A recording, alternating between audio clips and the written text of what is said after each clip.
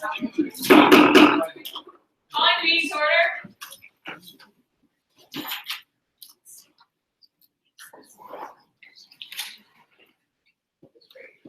I'm here. So is Courtney. I'm also here. So Rachel Dowler. Here. AK. Jack Malik. Cassidy Cleveland. William Kolecki. Here. Kirby Flowers. Here. Anna Borowski. Here. Connor Metro. Austin Salyer. Jessica Arnold. Proxy. Dan Spalding. Proxy. Sarah Brown. Here. Nellie. Here. Kiara Newton. Sarah Finzer. Here. Lydia Ramla. Here. Nick Bell. Present. Parker Smith. He's here. Nino. Yes. Amal. Wasim. Bo and She. Christian Gibbons. Yeah. Anna N. Proxy. Jordan Kelly. Here. Caitlin Stanley. Here. Kiara Sanders. She's on her way. What? She's on her way. Sarah I. Proxy.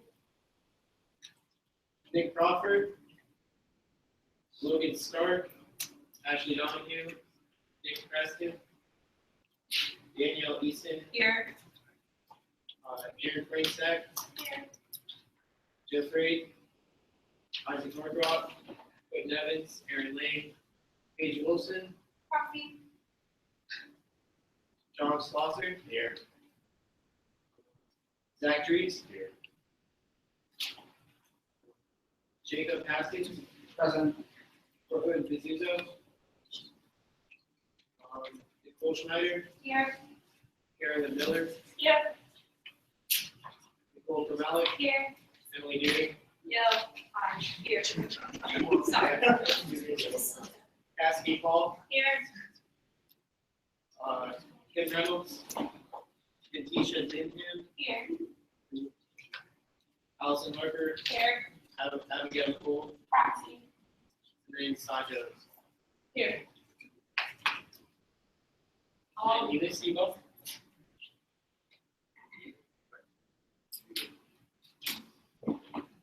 All right, are there any additions to the agenda?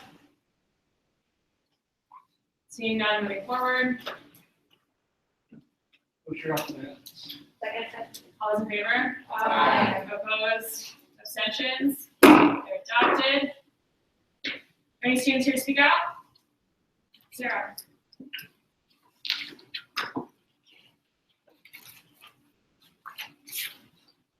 So I'll apologize now because I think most of the people this applies to are not here tonight, but I will continue anyway. Hello. So as you know, I'm Sarah Finzer, I'm the Environmental Affairs Commissioner. I would like to begin by saying how much I've enjoyed working on Senate this year with all of you. You're all really great and wonderful. It's been so much fun. And I do consider all of you my friends, and so I hope that you will not hate what I'm about to tell you personally. Being elected or appointed to our current positions, we have made a commitment to serve the student body to the best of our ability. We were not given this job because we have the right connections. We were entrusted by Ohio University students to represent them in their interests. As such, it is our responsibility to give all student senate matters our full and complete attention and our utmost dedication. With this in mind, I was deeply disappointed to see so many student senate members with phones and laptops out during last week's general body meeting. I understand that the World Series is exciting. However, last week's meeting was 53 minutes long and it was over during the fourth inning. I ask you to consider whether you could have spared that time to fulfill your entrusted role to the student body. Last week, we appointed new representatives to Senate and spent over $1,300 of our students' money. We have a duty to our constituents to consider these decisions carefully and should not be voting aye to any resolutions we have not truly listened to. Additionally, we heard from our student trustee, Brooke, who gave us an overview of the current activities of the Board of Trustees, the ultimate decision-making body of Ohio University. Their actions have direct impacts on students' lives, and I, for one, believe that students would want us to pay attention to whether these updates are benefiting them or not, and what activities are going on the Board of Trustees. To state it plainly, by choosing to watch baseball over paying attention to the general body meeting after specifically being asked not to by Hannah last week, you're not only disrespecting Broken City Councilman Pat McGee, who also presented to us, you are disrespecting our executives who work tirelessly to support us. You're disrespecting the administrators who come here every week to hear about our work and relay the student Senate voice to university officials. And indeed, you are disrespecting the entire student body of Ohio University. The behavior displayed at last week's meeting was selfish, irresponsible, and unworthy of the hard-fought positions we hold. There are plenty of students who would want the positions we're in, and we need to prove that we deserve them. Student Senate is not a resume builder. It is a body of people dedicated to serving the needs of our students. I have faith that we all want to do exactly that, so let's not lose sight of the responsibility we have to our constituents to give each presentation, resolution, and budget our full attention. Thank you for your time. Thank you.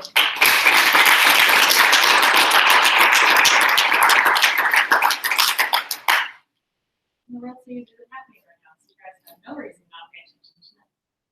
Not okay. Any other students here to speak out? Okay, seeing none, moving forward. Are there any announcements? Start on this side. Sarah? Hi all. So the Kent College of Education is holding dinner with the dean on November 15th for class at 7 p.m. in Upper 107. This is a great event. If any of you are in the Kent College of Education and would like to learn more, please come talk to me.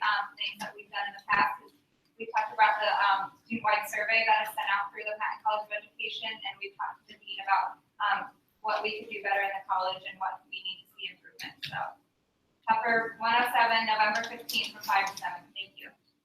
Thank you. This side? German? Tomorrow from 6 to 9 in the ATO Bar Lounge on the 5th floor figure, the LGBTQA Commission of Student Senate, which is all of us back here, will be holding an open forum to talk about Pride Week and also other concerns facing the LGBT population on our campus, including like what went on Halloween. So please come, we'll have food. It'll be a fun time. Thank you. 6 to 9. Katie? Alpha Delta Pi sorority is going to be holding their Mystery University pageant, and it supports the Ronald McDonald House. It's going to be the charities of Central Ohio Ronald McDonald Houses, and it's going to be Memorial Auditorium. Doors open at 6 p.m. and the event's going to start at 7 p.m. Tickets are going to be $5 a person, and they've been tabling outside of Baker. Another thing that I have is Bobcathon Flying Pancake Breakfast is going to be at the end of Dad's weekend on Sunday, November 6th, from 10 a.m. to 12:30 in Walter with an all-you-can-eat pancake breakfast served by the world record holder for pancake flipping. So the tickets are $10 each, so bring your dad, and it's going to be another benefiting the Ronald McDonald House. So thank you. Thank you. Carolyn? 3 things. 1, early voting is still a thing on 4th Street. It's easy. I did this one last week. 2, the F-Word performers have their show Obsessed Much on November 19th from 7 to 9 at Central Venue up on East Carpenter. And 3, last reminder, I promise, this Saturday for Dad's Weekend from 11 to 1, chili cook-off out of the Ohio University Airport. It's easy to get to. It's a straight shot down 50. $5 to eat as much chili as you want, $10 to enter a chili, and that supports our annual trip to our conference in Orlando this year. So please come out. It's a lot of fun. There's going to be a raffle, and I think we're pulling the DC 3 out, so it's a really fun time. The time on that is 11 a.m. to 1 p.m. on Saturday. Thank you. Emily? November 7th, Athletics and the Multicultural Committee are holding a speaker. His name is Derek Greenfield, and he will be speaking on the topic of confronting ourselves, promoting diversity, cultural competence, and inclusive excellence. between the two groups, and that will be November 7th from 7 to 8:30 p.m. At the Convo, right in the main floor there. And both groups have put a lot of money and a lot of people support. I think he's going to be super awesome. So again, November 7th from 7 to 8:30 p.m. The Convo on the main floor. Thank you. Anyone else? I have one. SAB is sponsoring 50 students to go to a Columbus networking dinner happening November 17th. We will leave here around 4:30. There's, I think there's like 5 or 6 different university alumni. We're driving out to Columbus. It's at Rio, so you get free food from there. If you're interested in registering, let me know and I can send you the link. But we are specifically reached out to by SAB for Senate members interested in attending. So let me know if you want to go. It's again November 17th. What's it for? It's a networking dinner. Oh, sorry. Yeah. So PM. Yes. Do you have any idea what the alumni do? I should because I'm in SAB. But I think if you're interested, I can like give you the link and then it'll say who's coming. Just let me know. All right. Anyone else? Okay. Well, we're gonna move on to presentations. Then our first presentation of the night will be Sarah Trower. So let's welcome her.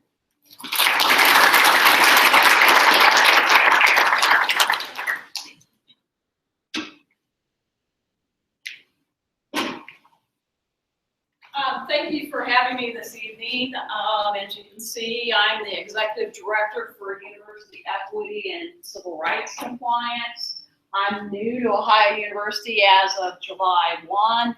I'm also the Title IX Coordinator for Ohio University. I want to thank Hannah for inviting me here to speak this evening and give you an introduction and essentially an overview of what University Equity and Civil Rights Compliance does.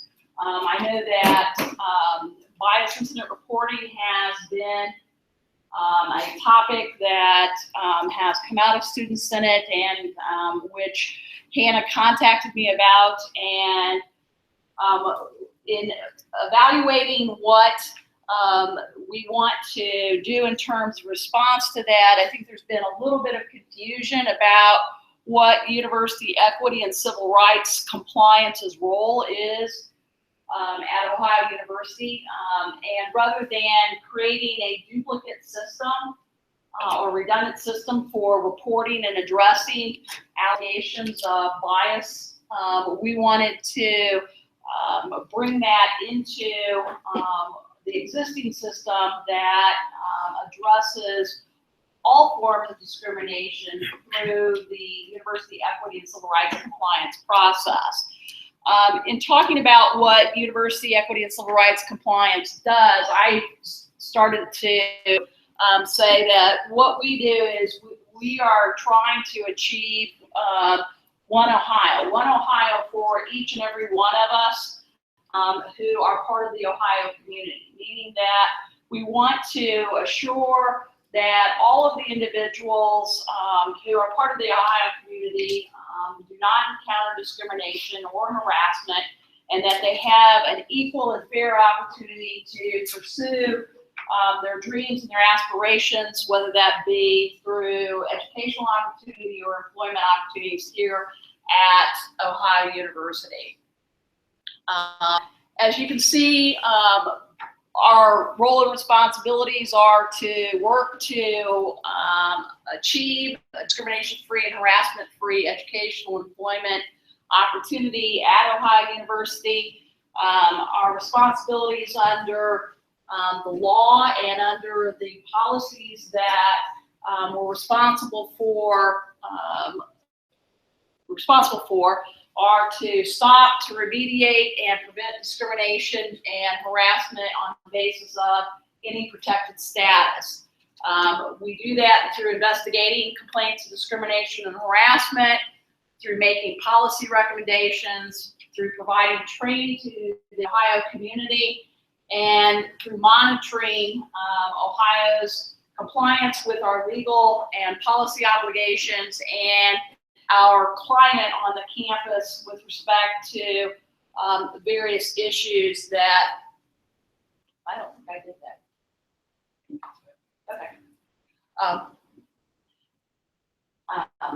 through the various types of issues that come before us. With respect to the responsibilities that we have, there are two primary policies for which we have responsibility that I've listed up there: 4001, equal employment and educational opportunity, and policy 03.004, which is sexual misconduct, relationship violence, and stalking. We also have responsibility for numerous laws, and as I've indicated there, it's not an exhaustive list. Some of the laws for which we have responsibility are Title VII of the Civil Rights Act of 1964, which prohibits discrimination based upon gender, race, national origin. I just went blank on the others of those. 42 U.S.C. Equal Rights Under the Law, which prohibits discrimination. Age Discrimination in Employment Act, which prohibits discrimination based upon age. Title IX of the Education Amendments of 1972, which prohibits gender discrimination that poses as a barrier to employment and educational opportunities. It's expanded, gender discrimination has expanded to include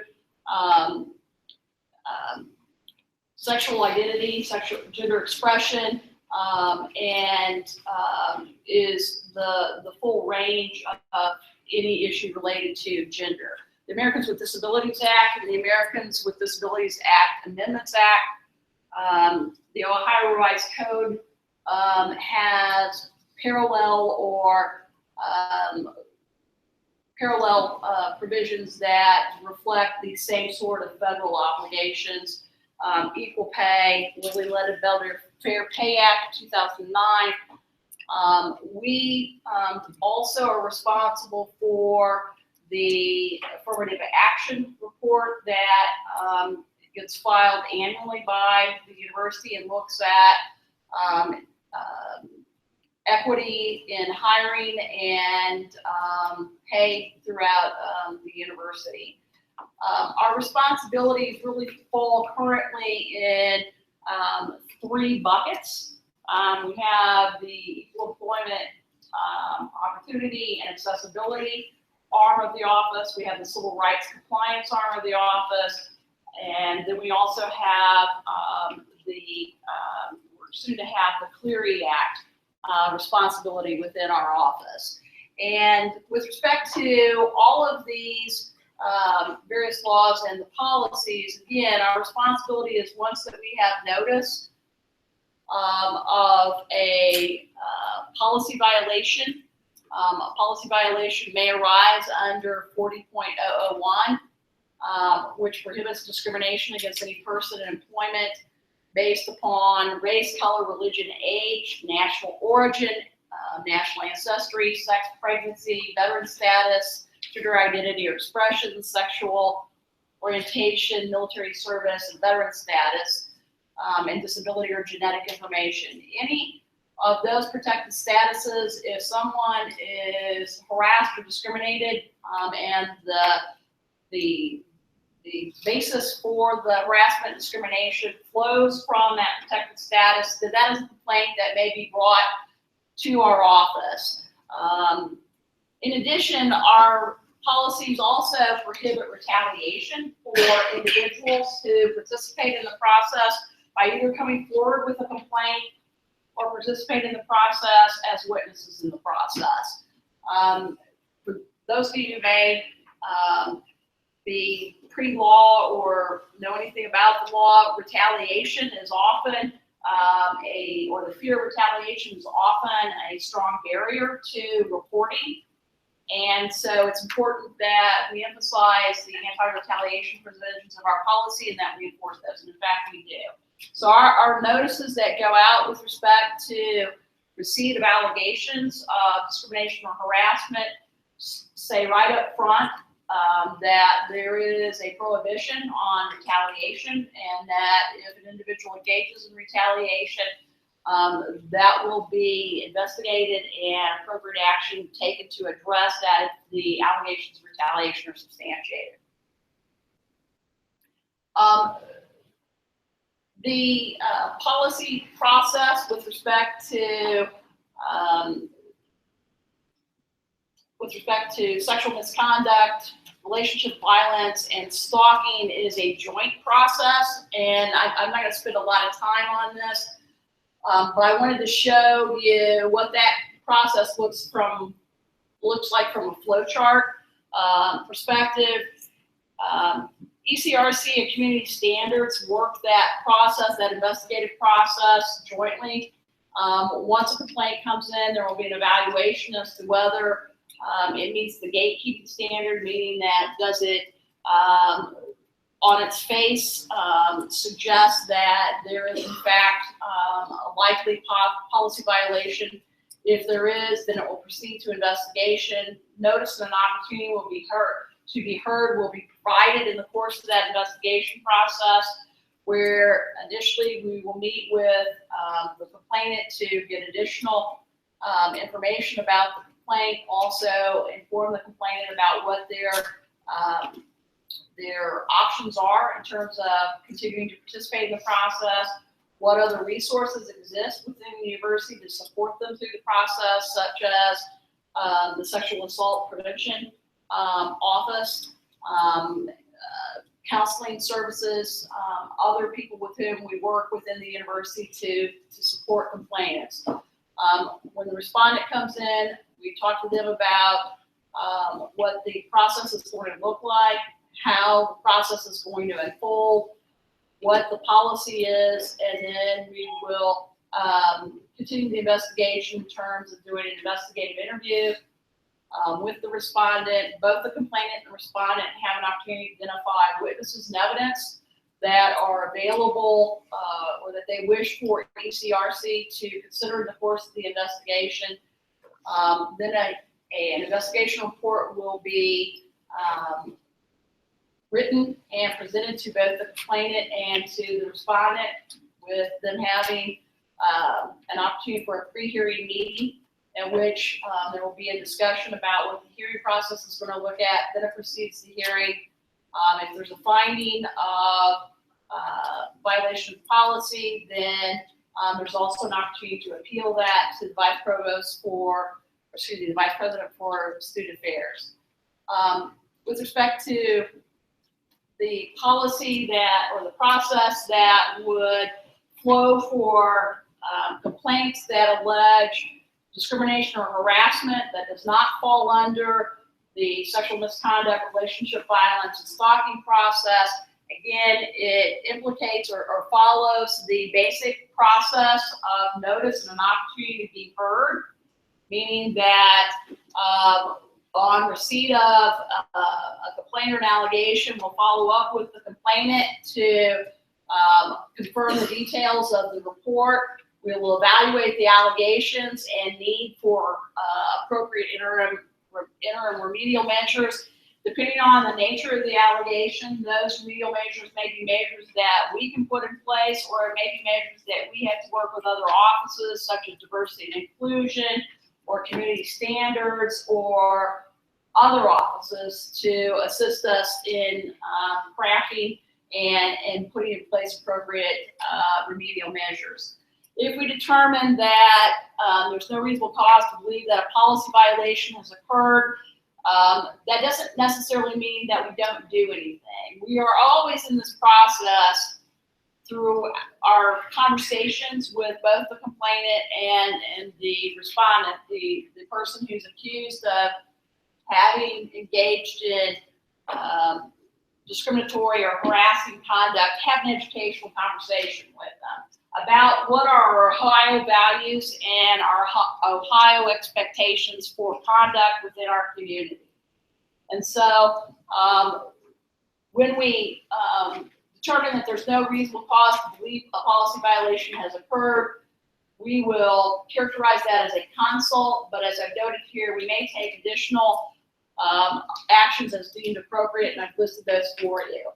If we determine that there is cause to believe that a policy violation has or may have occurred, then we're going to send notice of a complaint to the respondent, have an initial meeting with them, and it will flow through as described in the sexual misconduct process into an investigative process, after which we will issue a memorandum of findings to the complainant and the respondent that outlines the evidence that was considered and the analysis for the determination as to whether or not a policy violation has occurred.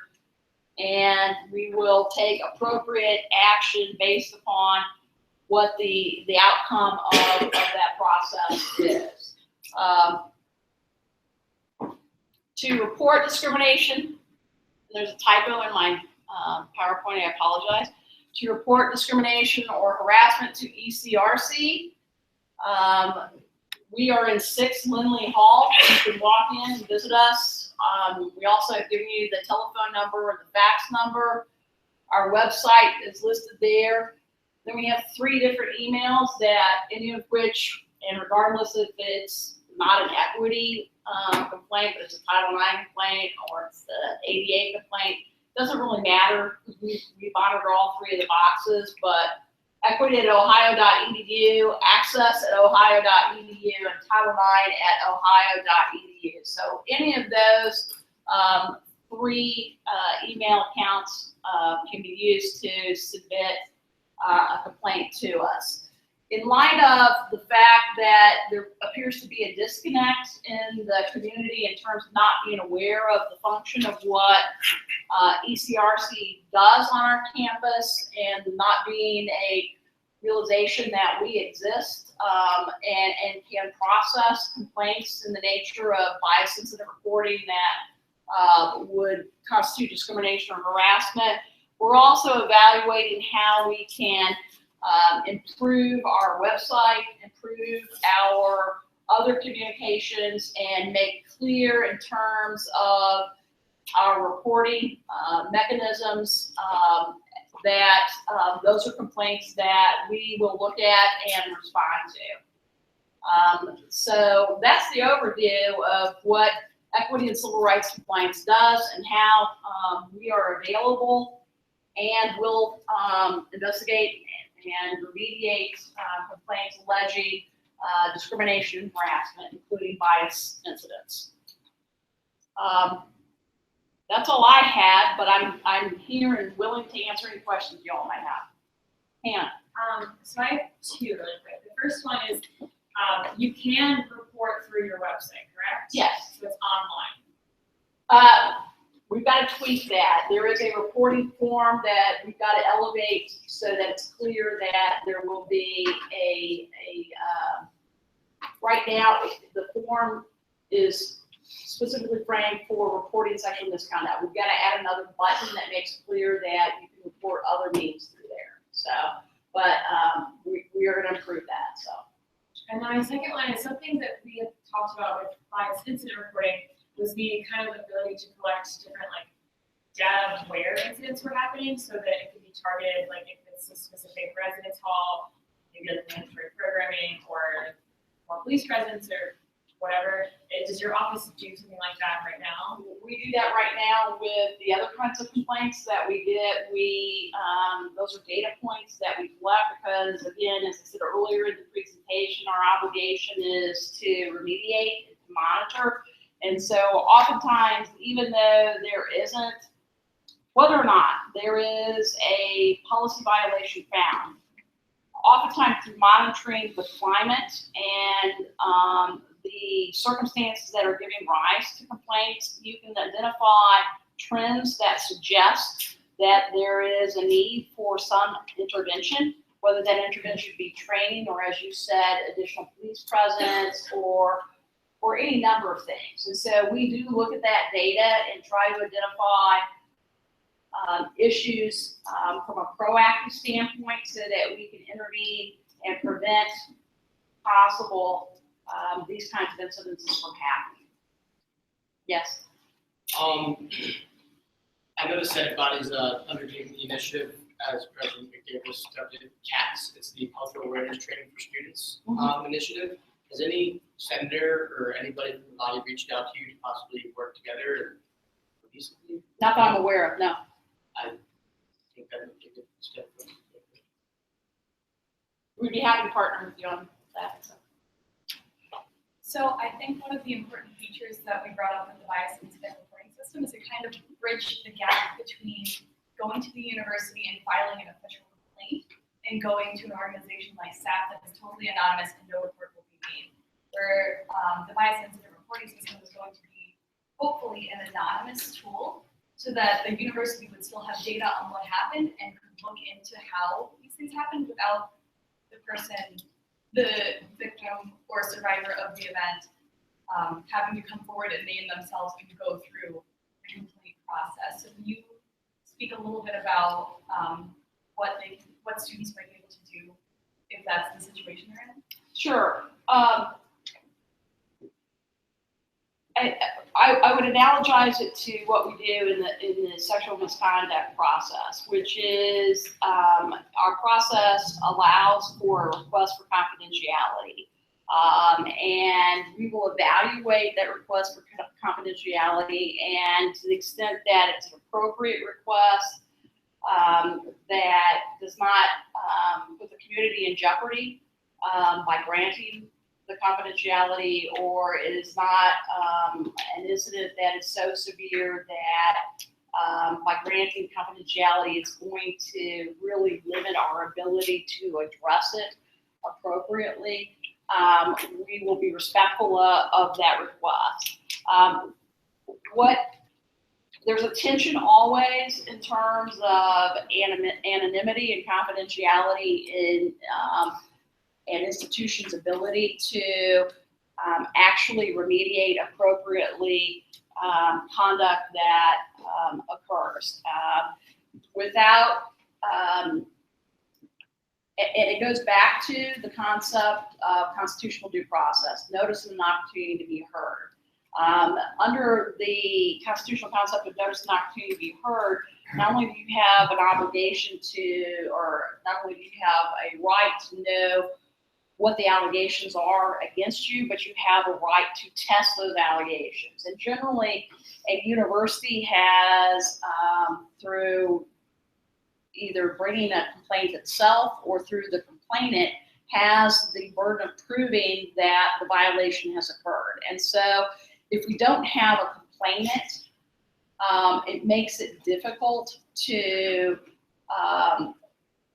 go through that process. And if we can't go through that process where the respondent has the opportunity to confront the evidence against them, then we may not, even if we had that, I'm not articulating this very clearly. If we had that person there, okay, but for that person being there, there would have been a finding of a violation of policy, which then would have resulted in some disciplinary action being able to be imposed against the individual, or they be held accountable for their actions. That limits oftentimes what the university is going to do or be able to do in terms of holding the individual accountable and being able to remediate. So what that does is take certain remedial actions off the table oftentimes if you grant confidentiality, because you're not going to be able to go through a full-blown due process that will withstand scrutiny and allow you to impose a disciplinary action. So then what you're looking at are other kinds of actions such as training, but you're training maybe the community members rather than the individual. Other kinds of things, relocating persons within residence halls, those sorts of things. And so there's always that inherent tension, but it's something we have to navigate all the time, and we'll look for that. But just in terms of standing up and saying what the community's values are and what the community is not going to tolerate, it facilitates us being able to employ the full range of remedies if an individual is willing to come forward and go through that process. But we understand that is difficult. And that's why we do provide or do have other university resources to provide support as individuals go through that. Does that answer your question in kind of a roundabout, kind of inarticulate way? Thank you. Yes. So I have two questions for you. One of them, coming right off of the question that Sarah just asked. I hear your explanation of why you choose not to grant anonymity for all the reasons, or being able to employ remedial action. Thank you for explaining that. Off of that, is there a possibility to employ some kind of data collection process that doesn't put the complainant through a formal process? Some of the feedback that I've gotten just in having conversation around the university about this topic is that survivors or anyone involved in the conversation may want to report anonymously, even simply for the ability to tell someone of authority, this is happening, direct your attention to this area. So there may be folks in our community who don't want to go through a formal allegation process, who don't want to go through a formal Title IX complaint, or even a police process, but who do want, maybe for example, university attention directed at an area of campus that may need reinforced police presence, or an area of the residence halls that may need increased programming, just to like often use examples. So some of the feedback that I've gotten is that they want the ability to be able to report anonymously, even if that's just to start collecting data to say this is repeatedly a problem right here, and the survivor may not want to go through the process, but they need someone to know about it. So my question for you would be, understanding that not everyone may want to go through the formal process, is there an ability to do some kind of informal data collection and open up an anonymous reporting? I'd be willing to sit down with you and others who they'd be willing to meet with me and share with me their concerns. We can try to craft something that would address that. But what I would say now is that we still get anonymous complaints, and it doesn't mean that we don't look at it and evaluate it. So when you ask about what the data is that we're collecting, we're still capturing that. Again, the anonymity in it depends on how, oftentimes it depends on how complete the statement is in terms of the details that are submitted. But oftentimes, if it's anonymous, it makes it more difficult to even capture appropriate data points to see whether there is a need that should be addressed and what the appropriate remedial action is. And so by capturing the data, let's say it's a single incident that's not very descriptive, that may limit that, but then I start seeing 3 or 4 or 5 of those, even if they're similarly brief or whatever, then to me that suggests that there's a problem, and so we will still try to dig into that and try to figure out what's going on and what cause might be and how we might remediate that. But certainly we would be willing to work with you to listen to what the concerns are and see how we might address that or balance that. I think we need to refine our processes again to make clear that this is an avenue for reporting these kinds of incidences, and so we'd be willing to work with you on that and see what we can do. Okay, thank you. My second question for you, similarly, you mentioned that you do collect data for reports that are along the incident track of sexual assault. And you mentioned that you are including a button on your website for folks to be able to report other types of biased incidents. Do you intend to collect data on those incidences as well, and not just like any kind of incidents of equity bias reporting, not just the sexual assault? Yeah, we currently collect data on every kind of report that comes into our office. Again, the website that we have, for sexual misconduct and relationship violence has been such a prominent issue. When they redesigned the website, they had a button that called that out, report sexual misconduct. We need to, and buried within our website, we have another online reporting form. But we've got to call that out and create another button that makes clear that the reporting form is available for all kinds of discrimination, not simply sexual misconduct, relationship violence, stalking. So.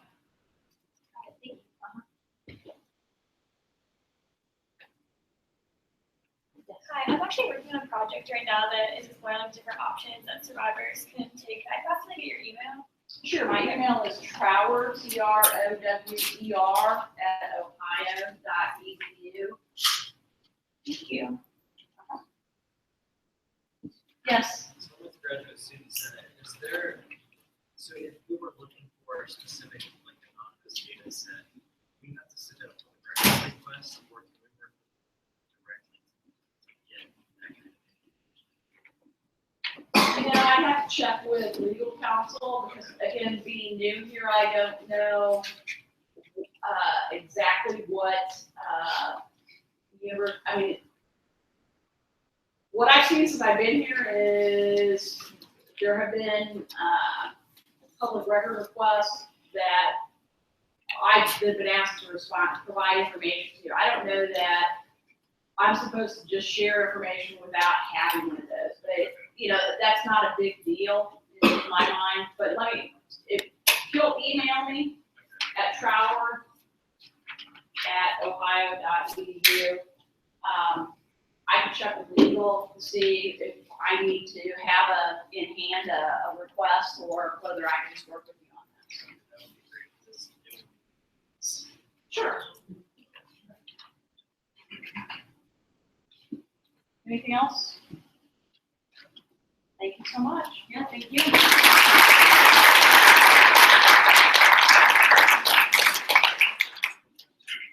right, our next guest for the evening is going to be Greg Moore. Greg is heavily involved in the Senate Alumni Society and is currently on the Ohio Alumni Association Board of Directors. And he's going to talk to us a little bit about alumni things as well as the importance of it. So let's welcome Greg.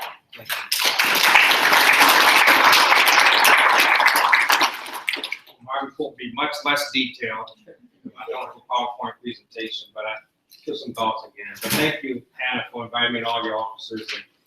And some of you I've met in the course of the last few years, actually. The Students in the Alumni Society was started back in 2011. A bunch of alumni, including myself, got together to commemorate the 30th anniversary of the Student Senate ratifying the Constitution that had been abolished back in the 70s. And so we got together, did a reunion, and we decided we wanted to create a society that would allow us to continue to connect with each other. Some of the people who came to that event, I hadn't seen in 25 to 30 years. And so bringing everybody back together was a good thing. And we decided to create a society. We actually came here. In fact, the last time I was at the Student Senate, we came here to make sure this is something that the Student Senate wanted to do. And at the time, I guess you guys took a vote and it was okay. So we started it up. And after that, I became first president of it. And we have since had two presidents who have kept this legacy alive. But my main reason for coming were twofold. One was to say thank you for the support you've given to the Ohio University Alumni Society. There are very few alumni societies of student governments anywhere. We've been checking around and we couldn't find very many of them. So we hope this is something that will catch on and other universities will do, or we'll just be unique and do it here at Ohio University. That's fine too. I'm in Ohio for a couple of years. One, I'm a Cleveland native, and you know what's on my mind right now, so I won't hold you very long. But I also run an organization called the Ohio Voter Fund, and it's a group that's committed to maximizing student and voter turnout across the state.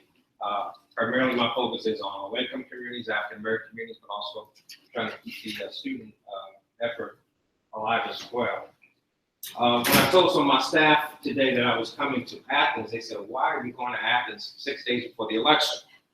And because it's not on any of our targets, but I said, no, that's something that's important to me. I'm an alumni of this institution and of the Student Senate, and I promised Hannah I would come back at some point before the election. So, and she's been there for us at many events, and it has been active in our On the Green weekend, our annual dinner, as well as the alumni homecoming that we just had at our tailgate party. So thank you all for participating in the tailgate party. You guys did most of the work, I think, but we showed up, so thank you for that. A couple of things I want to point out to you. One is that it took us about 1.5 years to set up this society. It's not easy to become chartered alumni association, so we've been able to do that over the course of the last few years. One of the reasons we did this was because we wanted to see alumni as playing a bigger role than what they have been playing. Now, as an alumni, we don't do much. In fact, I went 20 years without even coming back to campus, and I only came back for maybe homecoming once or twice after that. But I had a conversation once with your provost, Pam Beloy, and she talked about the role of alumni as advocate. And she talked about why and we should do more as alumni to push for things at the state capitol and in Washington. So we've done things like the advocacy forum. I know you guys have been active on the student on trustee issue. That, by the way, was an issue we fought for 25 years ago as well. But the budget, as well as this issue of tuition, costs, state subsidy, and keeping higher education affordable, all the kind of things I know you all can play a big role in. So as alumni, we believe that our strength can be maximized if we work with current students. And that means having exchanges of information like this, being active in events that you have, and you guys have been active in events that we have. So coming up to the forum that we had in Columbus was a great thing. Thank you for those of you who did come. We hope we can keep that going as well. We have an annual dinner that takes place. We do it on the Green Weekend, which is in May. Unfortunately, you guys are not on campus at that time. Most of you are not. We used to have it in April, 1 week before your election, so we could meet the new officers and talk about the transition immediately to alumni status. One thing with absolute certainty, everybody in this room will be an Ohio University alumni, Student Senate alumni one day. It doesn't, you don't realize it until you've been gone for a few years, but it is something it's a very unique club to be a part of. So one of the important things I want to make sure we continue to do is to continue to reach out to you as students, that we don't go too long without talking to each other. I don't know when the last alumni person came from our society. Hopefully it wasn't me, but hopefully this will keep going, and this maybe be a tradition of having Student Senate Alumni Society come at least once a year to address the Student Senate. I think that would be a good tradition to start. Students, as you all know, have played a big role in the history of this university. I want to thank the Student Senate a few years ago for putting that legacy wall up in the office, because it put all those old post articles, if you remember, ingrained on that wall there. But what I noticed was that it started in the 1950s with George Voinovich, and then it kept going through my years in the 80s, and it kept going through the 90s and the 2000s. And there's a little space on the wall, I think, left for your years. So I hope that this year and the years that you're on Senate, you can do some great things too, and maybe the post to write a couple good articles about what you're doing, so you can hang them on the wall, but pick the good ones if you can. We are alumni and students, and that's a big chunk of people. This university's population goes beyond Athens, it goes into Southeast Ohio.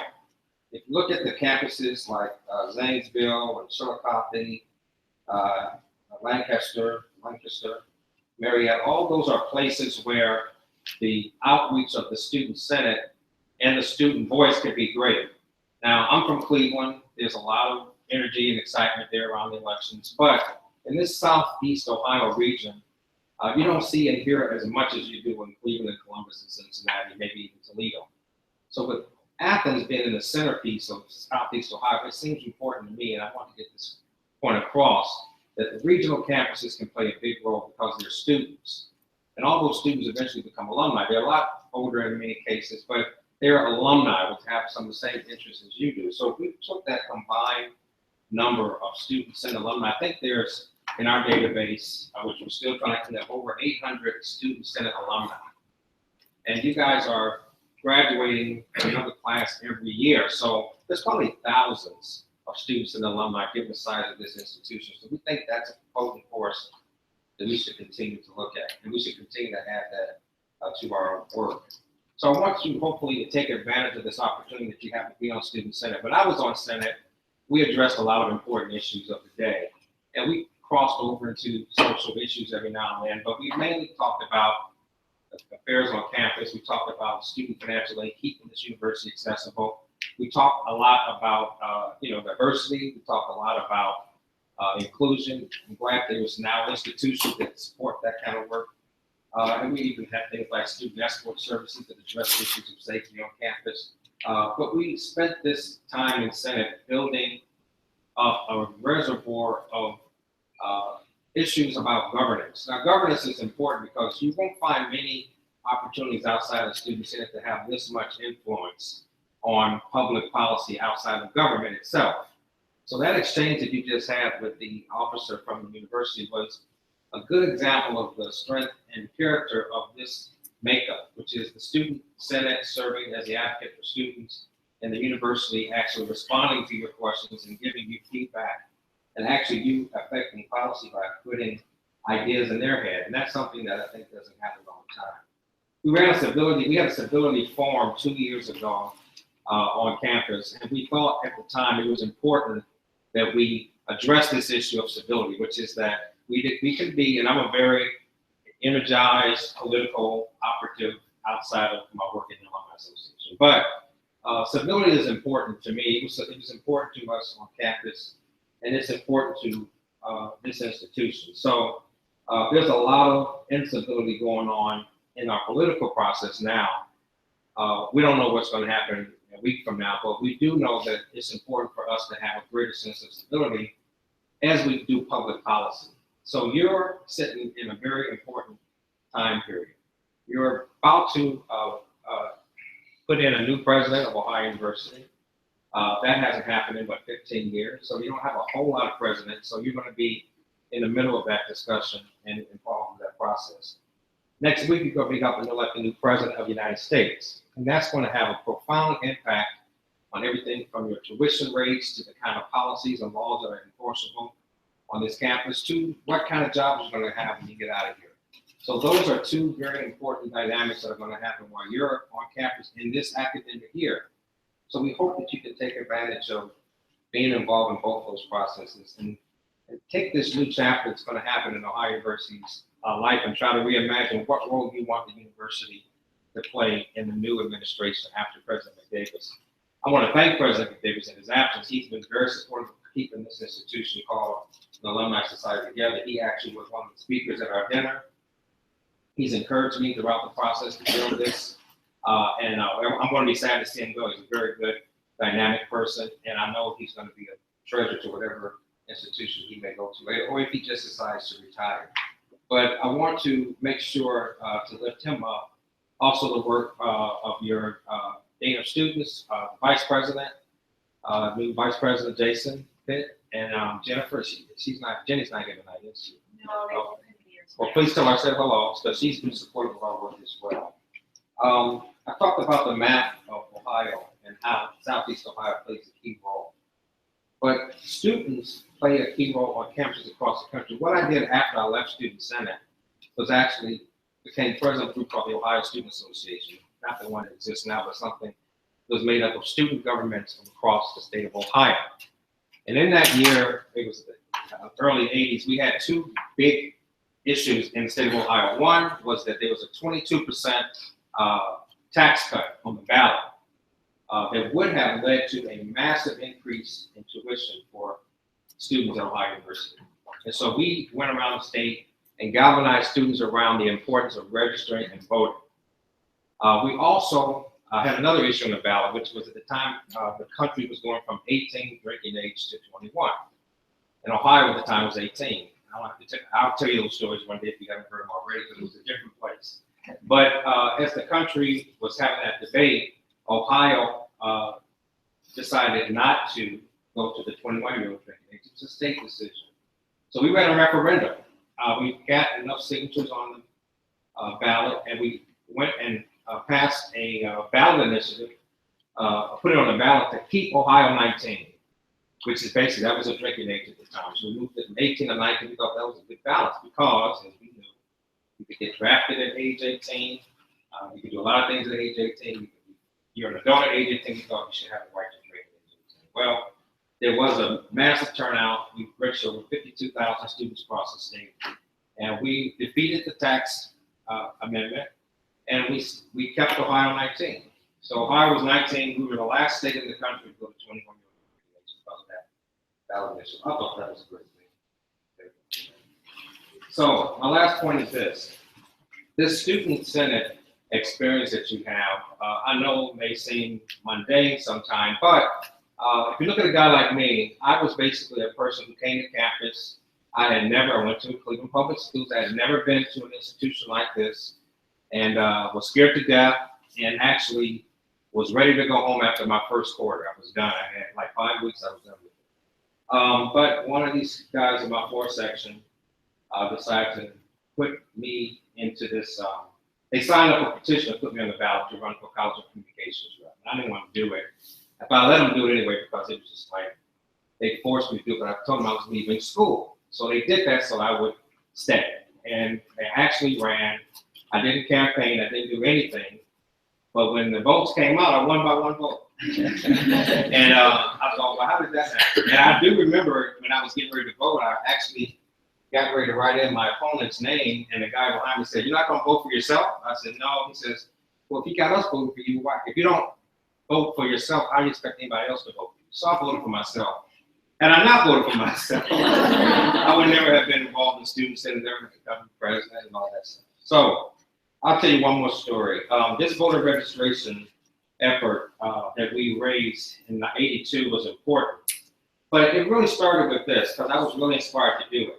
And this is how I'll close my talk to you. I was 18 years old. I was ready to leave the university, but after I became a student senate, I said, well, I better do something important. So it was, I don't know the timing exactly, because we used to have elections in the fall back then for the reps. But I went to register to vote in the Athens County Courthouse, the same place you guys go to do early voting now. And I was told I could not register to vote because I was a student. And students cannot register to vote in Athens County because it's for residents only. So I didn't know any better. I'm 18, so I said, okay, I can't register to vote, so I might as well go back to my dorm at Sergeant Hall. So I went back to Sergeant Hall. I went there that morning. It took a lot of, I went on the very last day you could register, the very last day. So I went to the college bookstore, and I went and bought my books. My father gave me like $80-something. I was buying some books that needed for a class. And it was like $80.25 plus tax. So I paid the bill, got my receipt, went to my student alumni, my student work study job, and got my check. I got $700 a quarter, so whatever that was, I think it was $70 a week. So I got that check. I got my check. It's $70 minus my state tax and my federal tax and my Medicaid tax. So it came up to about $47 a week.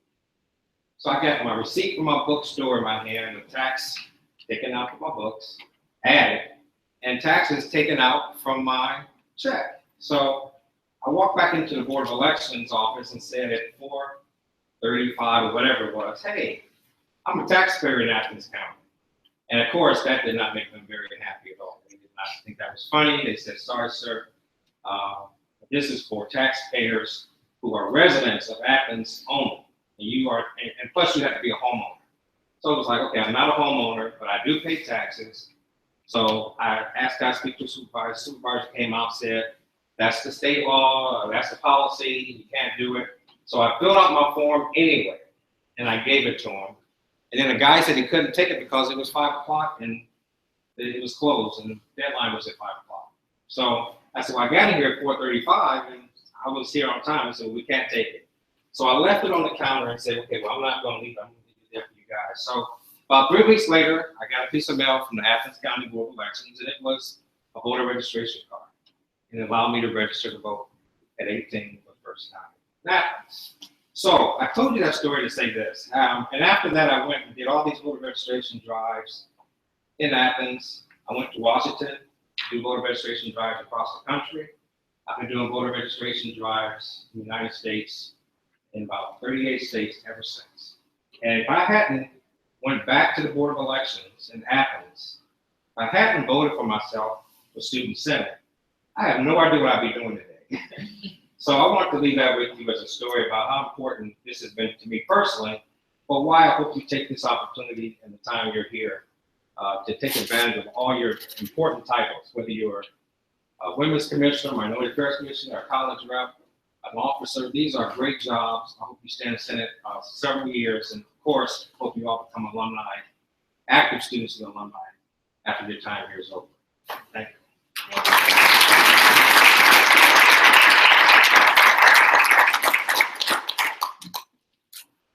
Okay. And go try. Okay, next we have a committee report budget. Can I jump in for a second? This laptop is gonna die, it's live streaming. It's fine. Okay. Okay. Jacob? Sorry. The budget committee met this week. We reviewed the 2 budgets. They're both on the agenda for this week. A reminder, we meet Fridays at 1:30. So if you have anything that you need us to look at, you have to give it to us by Thursdays at 5 p.m. And so far, we're not meeting this week, so you know these budgets. So if you have something to give us, make sure you get it to me by tomorrow at 5. Go ahead. All right, thank you. Old business, we have none. New business, we have 2 resolutions. So the first one, Resolution 1617-58, resolution to fund the screening of freedom riders. Move to suspend the reading. All right, Jacob. Move to the table indefinitely. Second. To explain this, freedom riders, it potentially could be reintroduced, but we need to redo it to make it screening rights of the movie instead of just the DVD. It's illegal to just show the DVD. All those in favor of tabling it? Aye. Opposed? Abstentions? We table. Senate Resolution 1617-59, a resolution to fund a residence life event, whereas. Second. Sponsor Jacob. I went on to John Foster. Hi guys. So this is for an upcoming event that the West Life Commission is going to be putting on. It's called Puppies and Pastries. It's a great idea to have people on West Street to share their ideas about what our commission can do for them, and any problems that they have. They can come to us and say, hey, our West Life, can you look into it? It's going to be November 17th from 3 to 6 on West Street. And we're going to have caramel apples, apple cider, hot chocolate, and pumpkin. I serve balance on top. Thank you. Secondary sponsors Edmonds. All right, any discussion? Vote. All those in favor? Aye. Opposed? Abstentions? It passes.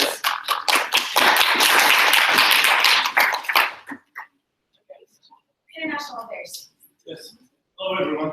I know you guys listened to the last almost 2 or 3 weeks, but bear with me. This is the most, this is the most report for this semester. So next week is a very great and a very huge week. So for Wednesday, it's our biggest commission. It's the biggest commission event that we have around the world in 80 minutes. It's happening on the 9th of November from 4 to 6 at the Bacon Vault. So just to tell you the magnitude of this event, my goal was to have a representative from 8 different countries. Actually, we have 20 people. Like the fact that I just presented the event, I think it was twice or 3 times. I got over 20 tables, but because I didn't have any space to put them in the big bottle, I had to like settle for 20. So just a reminder, those are 20 people that come in from all over the world, international students here on campus, just to tell you about where they're from. So if you were wondering, like, oh, how does it feel to live in Italy? How does it feel to live in Australia, Japan, you name it? So just go. Like the event is amazing. You have 5 to 7 minutes to sit on each table to hear about a country from someone who's from there. You get to know about the culture, you get to know about whatever they do, what they like about their place, what's recommended if you want to visit. You can ask them like, oh, if I ever visited Burkina Faso, for example, so it's a city in Africa, well, where would I go? How would it be like?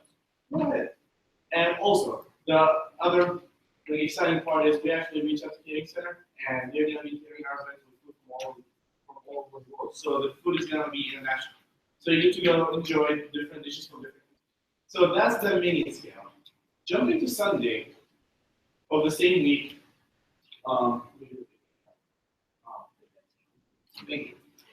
it's the international dinner. It's by far the biggest event thrown by students in this university. The budget for it is insane. It was already with ISU. It's, I don't know, for people who went, you want to reflect on it, man? Yeah. You did last year? It's a lot of fun. There's like so much food. You get to see really cool different people perform. You know, dance last year, so that was really fun to see. It's really cool. You get to hear like fun facts about different places and just experience a night of all kinds of culture. And Student Senate actually will be buying either 1 or 2 tables depending on your interest. But show hands if you want to go. All right, so Okay, let we're me gonna get address 2 this. tables. Let me We're address gonna it. get 2 No, tables. actually, let me address this. I already have it. So the event is going to be on Sunday. Hannah, it starts at 6, right? Yeah, doors open at 6. So for the team, I already reserved 1 table for Senate. This is the most I can go. How much will we get to? Yes, you did. Well, now we know. Okay, so great. Table. Well, okay. And that's great, right? All right, so we're gonna have 2 tables. I'm gonna write the budget for next week, and we'll be passing it on Wednesday.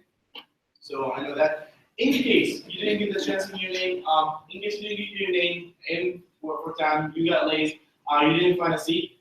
I already talked to Hash. I'm gonna have a couple of tickets with me to bring for the next GB meeting. If not, this is the schedule for tabling. So the ticket went on sale today. Okay, they're gonna be tabling tomorrow at the first floor of Baker at 1 p.m. Also, they're gonna be tabling on Friday, 3 p.m., Monday, 4 p.m., and Tuesday at 3 p.m. Ticket price is $10. Guys, the event is great. Like you can have people, like the food that's served there is not cooked by a restaurant. It's not cooked by catering. It's actually cooked by students from those countries. So those students are going to be there in the kitchen from the morning making those meals. So you're going to go, it's guaranteed that you're going to get a meal that's cooked by a person, by a student like you from that country, just willing to share his food with you. And then his or her food with you. And then the other direction of the event, there is the performances. You're going to have performances from everywhere. So please, I'm looking forward to see you in my event on next Wednesday. And I hope everybody thank you for International Dinner for Sunday. And a small update for the Global Campus Project we met with Don today. Yours truly is going to be the facilitator of that forum. We are going to have free pizza. We're going to have the forum isn't just a conversation about what would you like to see. How can we make the campus global? How can we develop global perspective? How can we develop a better understanding of people from different cultures, from different countries, from different worlds? It's going to happen on November 14th from 5 o'clock. This is way further. I'm going to give you further updates as we go on. We are just putting in the final touches. That's going to be back to my report. Thank you, guys. Thank you. Off campus? You represent? I don't think so. All right. Zach, if you could read about it for us? We are starting our auditing process. So in the past, our audits have always been done differently, literally every year for the past 3 years. Now we're going to have consistency. So that's what SAC is all about now. So we're starting our auditing process, which means our senators have a lot more to do, but that means our accountability for our organizations is a lot higher, which is fabulous, which also means that funding can be allocated more efficiently and then money can roll over as well. Besides that, I think we have about 11 or 12 applications this week. And one last thing, I've had a couple people email me, like students email the staff account, being confused because they come into the student senate office and walked to the desk next to the main desk that has the $100 bill wrapped around it, because that's where we tell them to go. And they talk to people at that desk who are not SAC representatives, and then they get really confused because they think everyone in Senate is now a SAC representative. So that desk is meant for SAC representatives because it has a double screen, so we can work with them without having to like constantly turn our computer around. So if we are in the office, please let us sit there just so they know that's who they're supposed to walk in and talk to. I really didn't think it was going to be that big of a deal, but I've had so many emails about it, which is kind of, but I'm not here to say anything else too. So please just avoid sitting at that desk specifically, so that our students can kind of know when they walk in that is who they're looking for, rather than being like, where is that? We don't know what's happening. So, aside from that, I'm looking forward to coming next week. Awesome, thank you. Environmental? Environmental affairs is slowly trudging through the bureaucratic machine that is this university, and love it.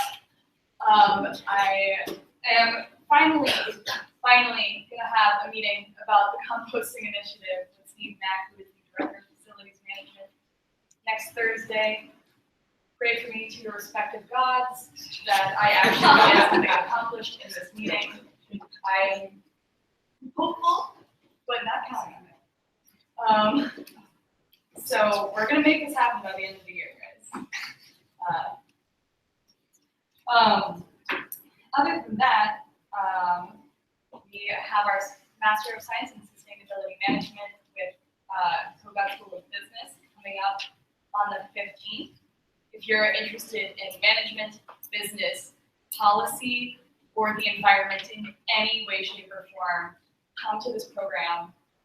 It's a really, really unique master's degree. It's one of the only kind of like Master of Science housed in a business school that you can find, especially a business program that is related to environment and sustainability. It's going to be a great event. David Green and I have been emailing back and forth. We're both really excited to get started. If you know any like professional contacts at the university, whether it be like a professor or someone like that who might be interested in this, please let me know. David is trying to connect with those professors and make this a more affordable program specifically for students at Ohio University, should they be interested in applying. So I'd really like to get that off the ground. So far, I haven't got a lot of response from professors, but we're going to work on it. I am very, very excited to tell you about the next thing we're going to be working on as a commission. So we've decided in March or April-ish, we are going to be holding an Environmental Justice Summit. I'm very excited about this event. So this is going to be approximately a 4-day event. We're going to bring in speakers to talk about food insecurity, climate change, environmental racism, especially as in regards to water crisis and the Dakota Access Pipeline, which is big topics right now. We're also going to have a little workshop. We're going to work with the Athena to do a screening. There's something else. Oh, we're hosting a local food dinner, hopefully. Stay tuned for that one. So this is going to be a really cool event. I can't wait to tell you more about it when more of the planning is in place.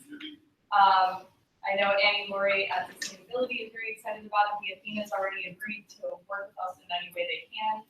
So it's going to be awesome, and I can't wait to learn more about it. If your commission or you personally are interested in getting involved in this project, if you care about the environment or you care about justice, especially if you care about both, come talk to me. I am going to yield a little bit of time to Lydia for any comments about resolution or anything else you might want to add. Yeah, so currently we're finishing up gathering data or information rather about sustainability, life, and norms. So we're going to hopefully pass on this information to all the RAs across campus. So you can put up all the sustainability information on the billboards. In addition, I finally got an email back today, hopefully working with Ping to help with the wipes that you use to clean up all the equipment and hopefully kind of like decreasing that waste in some shape or form. Yeah. Great job. Okay, thank you. And correct me if I'm wrong if you're in the room, but I think we're missing representatives today from Minority Affairs and Black Affairs. So we will hear from both of those commissions next week as well. That is the end of commission reports. I'm going to send you all a detailed email tomorrow because it is game 7 and my team is in the World Series, so I really suggest you read it. Oh, that's all, according to the board. Wishing best of luck and safe travels to our participants in the Collegiate Leadership Conference of Ohio. Anna, Connor, Haley, and Zach will be taking off this weekend. Thanks for representing us. Best of luck. If you haven't thought about the whales today, I was a narwhal for Halloween. They're very special and unique.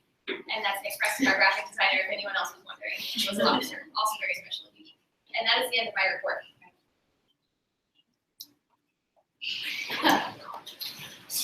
Let's go to the numbers. Zach, $58,100, approximately youth fund, $65,575. And then Senate has $13,670, and of that, approximately $4,800 is allocated.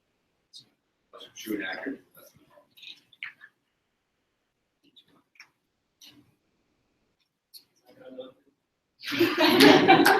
Special shout out to Danny because this is his last time, I believe, as our state and chief of staff. He's been really, really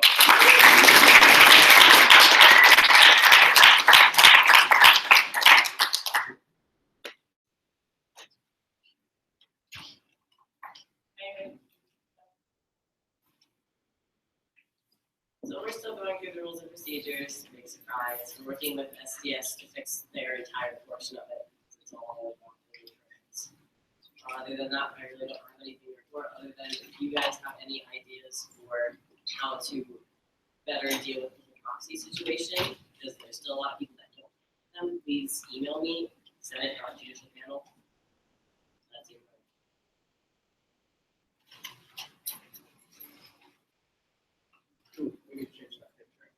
Jenny and Jason send their regrets for not being here this evening. They are at the Black Violin show, and I have no report. Move to adjourn. All in favor? Aye. Aye. Go, go.